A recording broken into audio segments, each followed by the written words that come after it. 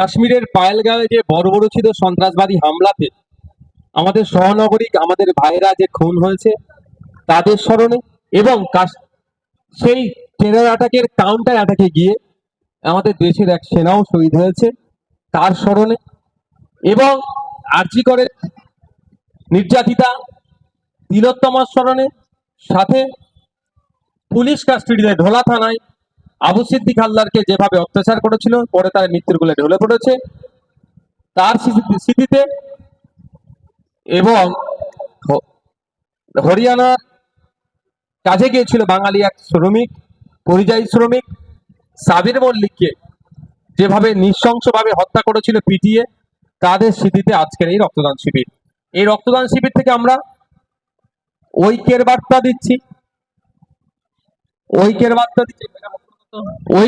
দিচ্ছি সৌহার্দের বার্তা দিচ্ছি সৌজন্যতার বার্তা আমরা দিচ্ছি।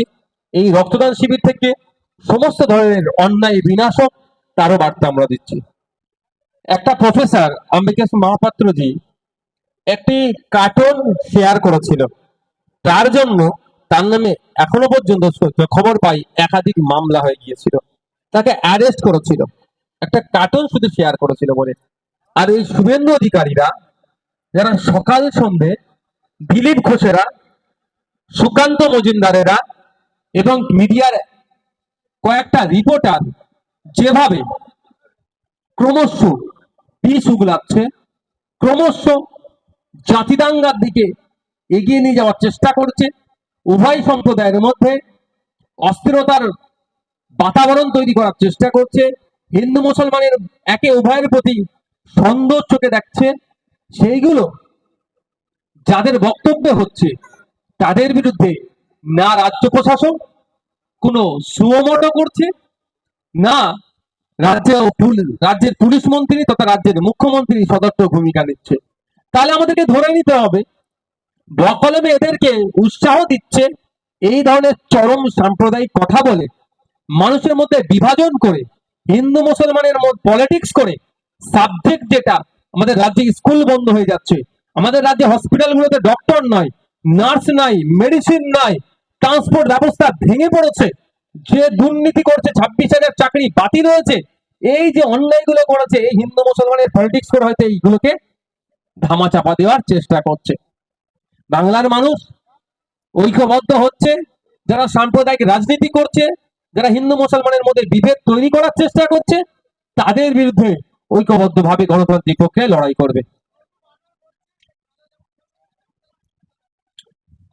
তখন ব্যাপারটা হচ্ছে এইখানে তো বর্ডারে তো যাচ্ছে না, এরা এখানে দাঁড়িয়ে চিৎকার করছে, বিধানসভার সামনে দাঁড়িয়ে চিৎকার করতে করতে করতে দেশ বিরোধী স্লোগান দিয়ে দিল। এখনো পর্যন্ত মামলা হলো না সুমোটো, অবাক লাগছে। আর আমরা কবে একবার সেই অবশ্যই সেই সব পুলিশকে তো আমি দালাল বলি না ভাই, কিন্তু যে পুলিশ দালালি করছিল তাকে দালাল বলেছি বলে আমার বিরুদ্ধে মামলা করে দিল। ভাবতে হবে আপনাদেরকে। এই শুভেন্দু অধিকারী যখন বাংলাদেশে সংখ্যালঘুদের উপর হিন্দুদের উপর অত্যাচার হচ্ছিল আমরা রাস্তায় নেমে প্রতিবাদ করেছিলাম, কিন্তু এরা নাটকে প্রতিবাদ করে হিন্দুদেরকে খাপিয়ে তুলে ভোট নেওয়ার চেষ্টা করেছিল। এরা কিন্তু আদানিরা বা আমাদের দেশ থেকে যে ইলেকট্রিক গুলো যাচ্ছে সেগুলো বন্ধ করার কথা বলেনি। পেঁয়াজ বন্ধ করতে হবে, চাল যাওয়া বন্ধ করতে হবে, কৃষকদের পেটে মারবে, হাতে মারার চেষ্টা হয়েছে, কিন্তু যে ইলেকট্রিক যাচ্ছে সেটা বন্ধ করার কথা বলেনি।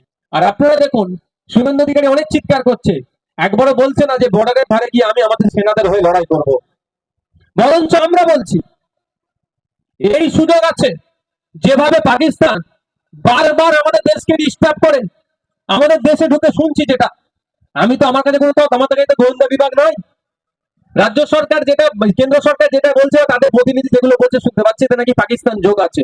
এই সুযোগে তো পাকিস্তানকে জবাব দিতে হবে। তো যদি শুভেন্দু অধিকারী যেতে ভয় পাই বাদ দিন, আমরা যাওয়ার জন্য প্রস্তুত আছি, প্রয়োজন আমাদেরকে রাখুক, আমরা সীমান্তে গিয়ে দেশের হয়ে লড়াই করব। আর শুভেন্দু বাবু বাজার গরম করার কথা বলছে, শুভেন্দু বাবু কি একবারের জন্য বলেছে পাকিস্তানের যারা ব্যবসা করে ইন্ডিয়া থেকে সেটা বন্ধ হবে?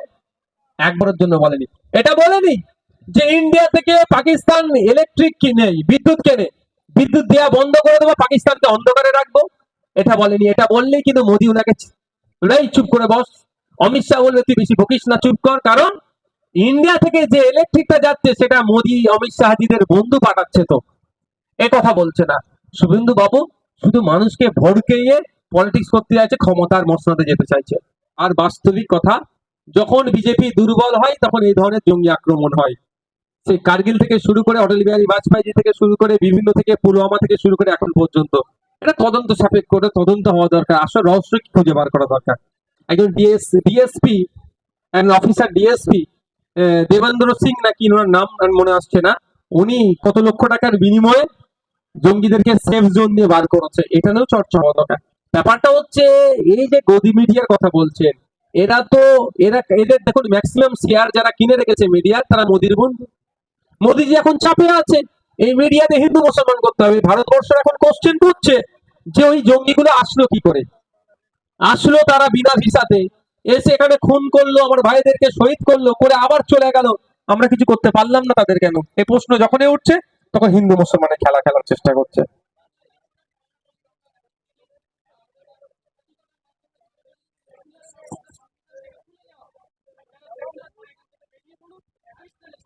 আমি আপনাদের কথা বলি, ওই আপনি রিপোর্টারের নাম নিলেন, সেই রিপোর্টার মনে খবর হয়তো দেখিয়েছে, আর না দেখালে আমি রিপোর্টারকে বলে দিই যে আপনি যেই দলের হয়ে চাটুকারিতা করছেন মিডিয়া হাউসে বসে, আমরা মিডিয়াকে মনে করি গণতন্ত্রের চতুর্থ স্তম্ভ, নিরপেক্ষ থাকবে, মানুষের আসল খবরটা তুলে ধরবে, এই বিশ্বাসটা করিনি রিপোর্টারদের কাছ থেকে। কিন্তু দুর্ভাগ্য, আপনি তো মুখপত্র হয়ে কাজ করছেন। আপনার দলের এক নেতা সুপ্রিম কোর্টে মামলা করেছিল এই দুটো তিনটে শব্দকে প্রত্যাহারের জন্য সংবিধান থেকে, তার মধ্যে একটা ছিল সেকুলার শব্দটিকে প্রত্যাহার করে দিতে সেই সংবিধান থেকে। কিন্তু আইনের চড়কে সুপ্রিম কোর্টে মুখ ফুলিয়ে ফিরে এসেছে। আপনার কি আইনের চড় খাওয়ার ইচ্ছা যাচ্ছে নাকি আবার নতুন করে? আপনি চাটুকারিতা করুন, আপনি দালালি করছেন, এই সাংবাদিকতা ছেড়ে এসে বিজেপির ঝান্ডা ধরে রাজনীতি করে দালালি করুন। দালালি করতে গিয়ে সংবিধানের উপরে প্রশ্ন তুলে দেবেন না। আর সব থেকে বড় কথা, সেকুলারদের কথা বাদ দিন, মোদিজি বলছে এটা সেকুলার কান্ট্রি, তাহলে মোদিজি কেউ পাকিস্তানে চলে যেতে বলছে? হতে পারে বিনা নিমন্ত্রণে মোদিজি পাকিস্তানে গিয়ে একবার বিরিয়ানি খেয়ে এসেছে, খুব মনে ওনার ভালো লেগেছিল। ময়ূককে হয়তো গোপনে গোপনে বলেছে, ময়ূক তুই এমন কথা বল যাতে আমি পাকিস্তানে চলে যাই, যে শুধু বিরিয়ানি গিলবো। অটল বিহারী বাজপেয়ী জিকে আমরা সবাই জানি, তিনি বারবার বলেছেন এ দেশ সেকুলার ছিল, সেকুলার আছে, সেকুলার থাকবে। তাহলে কি যিনি মারা গিয়েছেন অটল বিহারী বাজপেয়ী জি, তাকেও কি দেশ, মানে যদি বেঁচে থাকলে কি তাকেও দেশ থেকে তাড়িয়ে দিতেন নাকি? এগুলো হচ্ছে সব ধান্দাবাজি হচ্ছে 2026-এ টিকিট বা রাজ্যসভার একটা টিকিট নেওয়ার জন্য এত হই হই করছে এরা। ভিন্ন সম্প্রদায়ের মানুষ ক্ষতিগ্রস্ত হয়। আপনি যে উস্কানি দেওয়ার কথা বলছেন, উস্কানি দিয়ে রিয়াকশন, ব্যাড ইফেক্ট শুধু কি মুসলমানের উপরে পড়বে? হিন্দু মুসলমান নির্বিশেষে মানুষ আক্রান্ত হবে। শুনুন, যারা এই উস্কানি দিচ্ছে তাদের বিরুদ্ধে কিন্তু শুধু মুসলমানরা প্রতিবাদ করছে না এরকম ব্যাপার নয়, ভিন্ন সম্প্রদায়ের মানুষ প্রতিবাদ করছে। কিন্তু দুর্ভাগ্য আমাদের, আমাদের রাজ্য প্রশাসন কি করছে, কেন তাদের বিরুদ্ধে সুমোটো করছে না? মমতা ব্যানার্জি কি করছেন, কেন তাদেরকে ধরে জেলের মধ্যে রাখছে না? এটাই আমার প্রশ্ন। তো দেখলেন না আমাদের ছেলেরা বাসন্তী হাইওয়ের ওপর দিয়ে যাচ্ছিল শান্তিপূর্ণ একটা প্রতিবাদ করতে, পুলিশ কিভাবে নির্বিচারে লাঠিচার্জ করে মাথা ফাতা ফাটিয়ে দিয়েছিল, আপনারা তো দেখিয়েছেন। এটা তো ক্যামেরায় দেখা যাচ্ছে, এটা তো ক্যামেরা দেখা যাচ্ছে বলে জানতে পেরেছি। তৃণমূল বোম চার্জ করছে, আইএসএফ এর ছেলেদের নামে মিথ্যা করে মামলা দিয়ে দিচ্ছে। আইনি লড়াই হবে, ন্যায়কে প্রতিষ্ঠা করার জন্য সমাজ ব্যবস্থা পরিবর্তন করতে এসেছে, এগুলো স্বাভাবিক ব্যাপার, এগুলো মেনে নিতে হবে।